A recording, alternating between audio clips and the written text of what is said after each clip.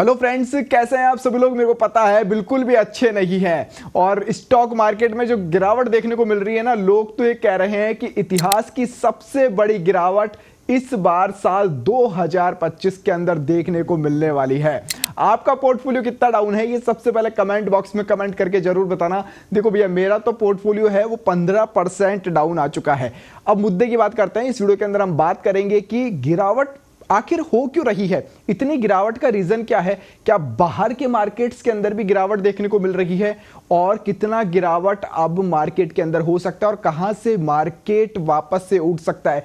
सभी लेवल्स जानेंगे, सभी रीजंस के ऊपर बात करेंगे और जिन लोगों ने इन्वेस्ट कर रखा है उनको पोर्टफोलियो के अंदर क्या करना है और जो नए इन्वेस्टर अब कूदने वाले हैं स्टॉक मार्केट के अंदर, उनके लिए भी ये वीडियो काफी हेल्पफुल रहने वाला है। इसलिए मैं कहता हूं वीडियो को कंप्लीट देखना, काफी नॉलेज आपको इस वीडियो से मिलने वाली है।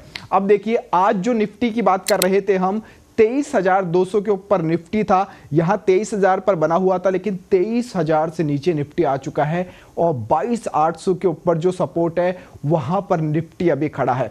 अब देखो, आपको लग रहा है कि भारत का स्टॉक मार्केट ही गिर रहा है, लेकिन ऐसा बिल्कुल भी नहीं है। देखिए, यूएस के मार्केट के अंदर गिरावट देखने को मिली है, तगड़ी गिरावट आज यूएस के मार्केट के अंदर देखने को मिली है। रशिया के मार्केट के अंदर भी ऐसा ही कुछ हाल देखने को मिला है। रेड रेड आपको नजर आ रहा होगा ये पूरा ग्राफिक के माध्यम से। ऑस्ट्रेलिया के अंदर भी गिरावट देखने को मिली है, ऑस्ट्रेलिया के मार्केट के अंदर भी। और यही नहीं, गिरावट नहीं रुक रही है। ये फ्रांस ले लीजिए आप, फ्रांस का भी पूरा लाल लाल आपको नजर आ रहा है, पूरा गिरावट का दौर है। स्पेन के अंदर गिरावट है, जर्मनी के इंडेक्स के अंदर गिरावट है, वहां के स्टॉक मार्केट के अंदर गिरावट है। तो ऑल ओवर देखें तो गिरावट का दौर भारत में नहीं है और भी जगह है। अब भारत के लिहाज से हम बात कर लेते हैं। देखो, आपको इतना तो पता चल गया है कि आप केवल अकेले ऐसे इंसान नहीं है जो इसका सामना कर रहे हैं। अब बात करते हैं गिरावट हो क्यों रही है। सबसे पहले गिरावट के रीजंस हम जाने उससे पहले मैं आपको कुछ लेवल्स बताता हूं निफ्टी के अंदर, जो कि बहुत इंपॉर्टेंट से लेवल रहने वाले हैं। निफ्टी देखो भैया, अब 23,000 से टूटकर 22,800 के ऊपर आ चुका है। बहुत से लोग कह रहे हैं कि सर ये 22,000 पर ही टिक जाएगा जाकर और 21,000 भी जा सकता है। देखो, ऐसा नहीं है। 26,000 के ऊपर से निफ्टी गिरना चालू हुआ था और अब 23,200 का जो सपोर्ट था वो भी टूट चुका है और उसके बाद में अब निफ्टी इससे नीचे आ चुका है, यानी 22,800 के ऊपर है।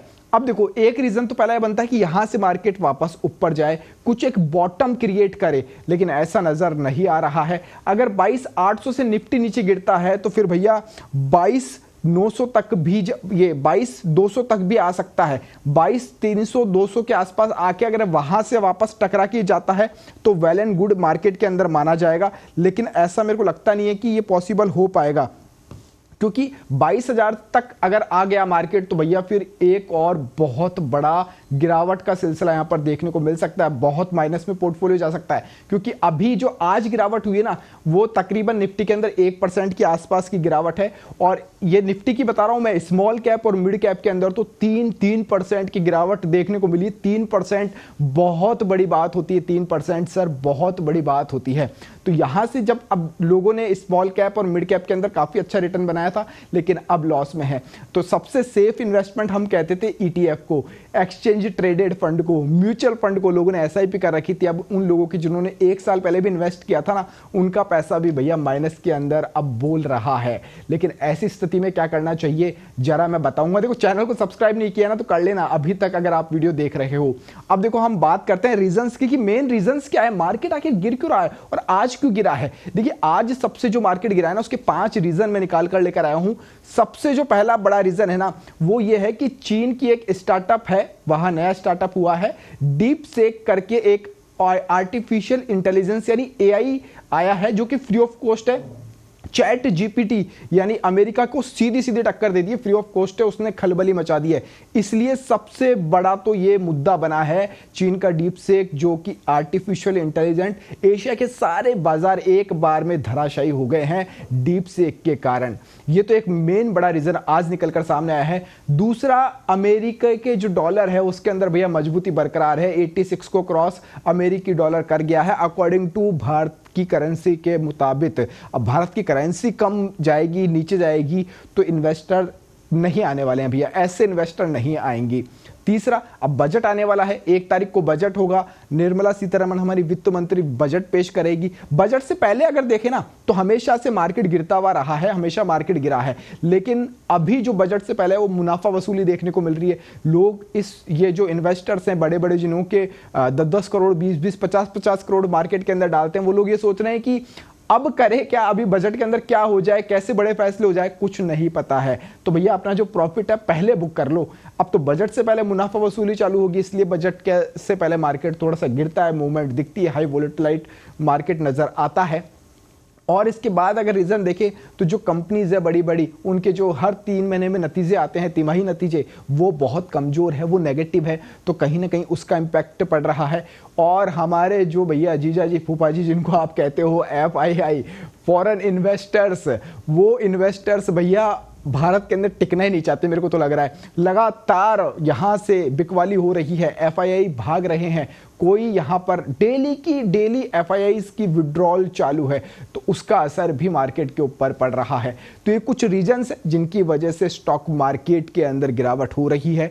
अब बात करते हैं कि ये कहां पर रुकने वाली है। देखिए, अगर हम बात करें ना तो कोरोना टाइम में भी कोई बड़ी गिरावट देखने को नहीं मिली थी, कुछ 1 महीने में थी, बाद में मार्केट ने रिकवर कर लिया था, एवरेज आउट कर लिया था। लेकिन इससे पहले जो गिरावट आई थी वो साल 2008 के अंदर देखने को मिली थी। 2008 के अंदर कितनी गिरावट हुई थी परसेंटेज वाइज भी मैं आपको बता देता हूं।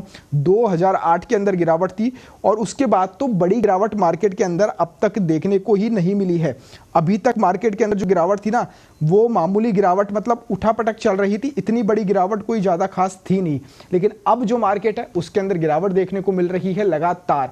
2008 के बाद में 2011 के अंदर थोड़ी बहुत गिरावट थी, लेकिन उसके बाद में कभी मार्केट गिरा ही नहीं है। इतने साल हो चुके हैं मार्केट के अंदर कोई गिरावट देखने को लगातार मिली ही नहीं है। तो इससे मान सकते हैं कि मार्केट के अंदर थोड़ी बहुत गिरावट हो सकती है और देखने को मिल सकती है गिरावट। इसके बाद का अगर हम देखते हैं, अगर निफ्टी 22,800 से नीचे जाता है तो 22,000 भैया स्ट्रॉन्ग सपोर्ट है। अब आपके पोर्टफोलियो को लेकर बात करें कि आपका जो पोर्टफोलियो उसके अंदर भैया क्या करने वाले हैं। अब देखो, मेरा पोर्टफोलियो 15% डाउन है, मैं वेट कर रहा हूं कि 22,800 से अगर निफ्टी नीचे जाता है, अगर इससे नीचे गया तो फिर भैया एवरेज करना किसी भी मजबूरी बन जाएगी, लॉस बुक नहीं करना है।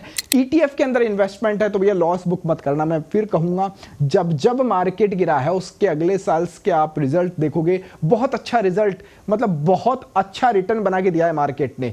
तो मार्केट के अंदर ओवर वैल्यूड कोई चीज हो जाती है तो गिरता है, अब गिरने दो, मार्केट गिरेगा, उसके बाद में बहुत अच्छा तेजी से रिकवरी भी देखने को मिलेगी। तो उस समय एवरेज करना बहुत सही माना जाएगा। 22,800 के लेवल से नीचे आता है मार्केट तो हम एवरेज की तरफ जा सकते हैं। मैं वीडियोस बना दूंगा पर्टिकुलर किस किस ETF के अंदर कितना कितना हम एवरेज आउट कर सकते हैं, वो हम बना देंगे। अगर नए इन्वेस्टर हैं भैया, नया अभी इन्वेस्ट करना है या कहीं से पैसा आया हुआ है, नया पोर्टफोलियो बनाना है, उनके लिए तो वेल एंड गुड, बहुत ही शानदार टाइम है, आप शुरुआत कर सकते हो कभी भी। मतलब अभी तो मार्केट इतना गिरा हुआ है कि आप कहीं पर भी पैसा डालोगे, लेकिन डालना लॉन्ग टर्म पर्पस है, ऐसे नहीं कि आपको 4 दिन बाद फायदा नजर आए, 1 महीने में फायदा नहीं भैया। 6 महीने 1 साल का टारगेट आपको लेकर चलना ही पड़ेगा, 1 साल लेकर चलना पड़ेगा। अगर आपके कोई सवाल हो तो आप कमेंट कर दीजिएगा। अगर आप अपना पोर्टफोलियो मेरे साथ शेयर करना चाहते हो तो हमारा टेलीग्राम ग्रुप ज्वाइन कर लीजिए, वहां पर मैंने अपने व्हाट्सअप नंबर शेयर कर रखे हैं, तो वहां जाकर आप मेरे से जो भी आपका पोर्टफोलियो वो शेयर कर सकते हो, कुछ भी पूछ सकते हो। और हाँ, हमारे कई फेक टेलीग्राम चैनल बने हुए हैं भैया, वहां मत चल जाना, जो डिस्क्रिप्शन के अंदर लिंक है वहीं से जाकर ज्वाइन करना। इस वीडियो में फिलहाल इतना ही। जय हिंद, जय भारत।